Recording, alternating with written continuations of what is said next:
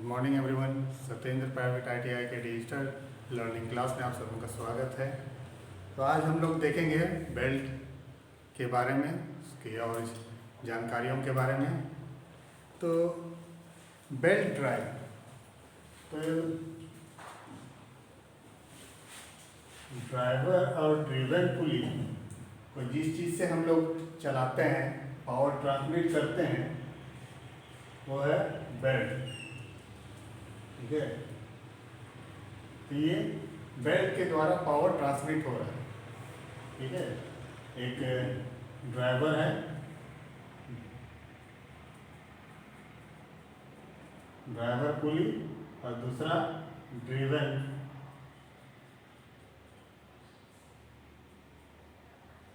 ठीक है, तो ये इन दोनों पुलियों को जिस साधन से हम लोग घुमाते हैं वो बेल्ट। तो ये बेल्ट के द्वारा ट्रांसमिट हो रहा है, तो इसको हम लोग बोलेंगे बेल्ट ड्राइव।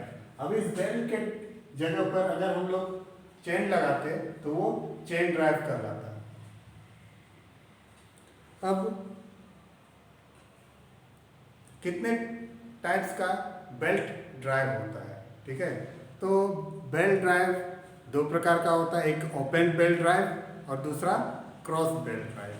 ये जो ड्राइव आप लोग देख रहे हैं ये है ओपन बेल्ट ड्राइव। ठीक है, ये गोल से घूम रहा है। और दूसरा जो है क्रॉस बेल्ट ड्राइव जो है, उसमें भी एक ड्राइवर दूसरा ड्रिवन होता है। तो क्रॉस बेल्ट ड्राइव में वो कुछ इस तरह होता है। अब ओपन बेल्ट ड्राइव जो है,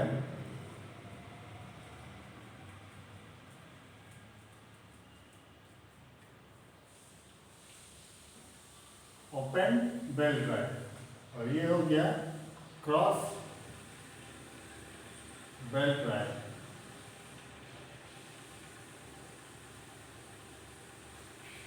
क्रॉस बेल्ट ड्राइव। अब ओपन बेल्ट ड्राइव में क्या होता है कि दोनों पुली एक ही दिशा में घूमता है। ठीक है, अगर ड्राइवर क्लॉक वाइज डायरेक्शन में है तो ड्रिवन भी क्लॉकवाइज डायरेक्शन में ही घूमेगा। लेकिन क्रॉस बेल्ट ड्राइव में क्या होता है कि दोनों जो पुली है एक दूसरे के विपरीत में घूमेंगे। अगर मेरा ड्राइवर पुली जो है क्लॉकवाइज डायरेक्शन में घूम रहा है तो मेरा ड्रिवन पुली एंटी क्लॉकवाइज डायरेक्शन में घूमेगा।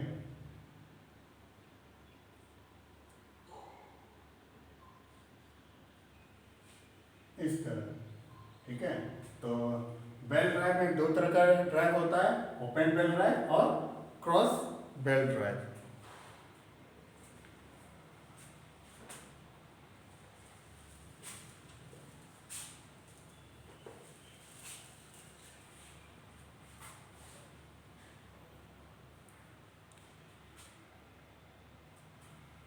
और इसमें हम लोग देखेंगे कि ड्राइवर और ड्रिवन पुली जो होता है उसका दूरी कितना होना चाहिए।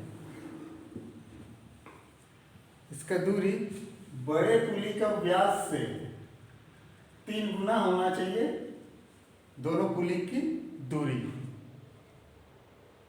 और अनुपात में अगर देखेंगे तो 6:1 का दूरी में दोनों पुली होना चाहिए। अब इसमें देखेंगे अगर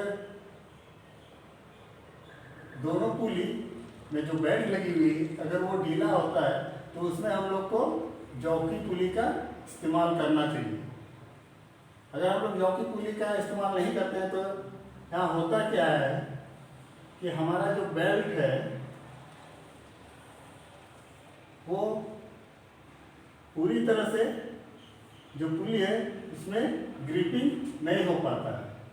ठीक है, इस कारण वो फिसल कर गिर भी सकता है। तो जब हम जॉकी पुली यहाँ पर लगाते हैं बीच में तो क्या होता है, वो बेल्ट को टेंशन देता है, वो उसको दबाता है और जो इसमें ग्रिपिंग है वो कुछ ज़्यादा होता है, जिस कारण से वो फिसल नहीं पाता है। इसलिए हम लोग को जॉकी पुली का इस्तेमाल करना चाहिए।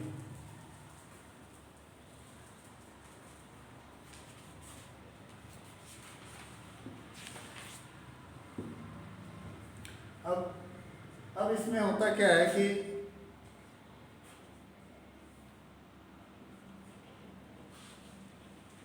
जब हम मशीन को चला रहे होते हैं तो बेल्ट फिसल के गिर जाता है, तो उसको हम लोग स्लिप बोलते हैं, स्लिप, ठीक है। और उसमें जब चलने के दौरान कभी क्या आप लोगों ने देखा होगा कि बेल्ट पुली पर जो है, पुली का सरफेस हुआ तो इसमें इधर उधर सरकता है, ठीक है, एक जगह वो स्थिर नहीं रहता है, वो चलने के दौरान इधर उधर घूमता है, तो इसको हम लोग क्रीप बोलते हैं।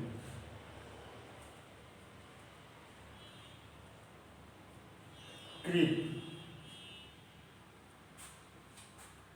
और इसके बाद आता है क्राउनिंग।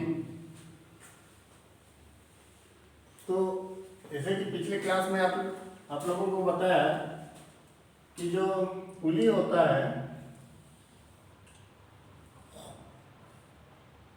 उसका फेस जो है थोड़ा कॉन्वेक्स रहता है, यानी कि बीच में हल्का सा उठा हुआ रहता है। उससे क्या फायदा होता है, उसमें बेल्ट को ग्रिपिंग करने में सहायता मिलता है, ताकि वो फिसल के गिरे नहीं, ठीक है। उसको हम लोग क्राउनिंग बोलते हैं।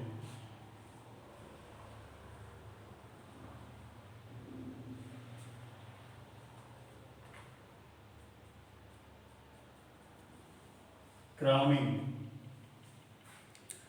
अब जो अंतिम है वो है ड्रेसिंग। तो जब हम लोग फ्लैट बैंड लगाते हैं पुली में, तो हम लोग ज़्यादातर देखते हैं कि मिल वगैरह में जो पुली होता है तो उसमें हम लोग रंजक लगाते हैं, ठीक है। आप लोग देखे होंगे अलकतरा के टाइप से काला रंग का होता है, उससे क्या होता है, ग्रिपिंग, बेल्ट को ग्रिप मिलता है, वो फिसलता नहीं है, ठीक है।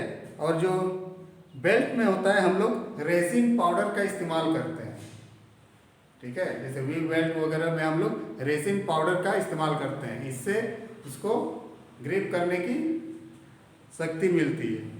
तो ये हमारा बेल्ट में जो हम लोग इसका रिलेटेड हिंट्स है, कुछ संकेत है, वो हम आप लोगों को बताया कि स्लिप क्या होता है, ग्रिप क्या होता है, क्राउनिंग क्या होता है, और इसके बाद ड्रेसिंग क्या होता है। हर एक चीज़ में, हर एक पार्ट्स में अलग अलग सबका, अगर हम लोग ड्रेसिंग देखने जाएंगे ग्राइंडिंग व्हील में तो वहाँ अलग मतलब होता है, बेल्ट में ड्रेसिंग का अलग मतलब होता है। तो आज के लिए इतना ही, धन्यवाद।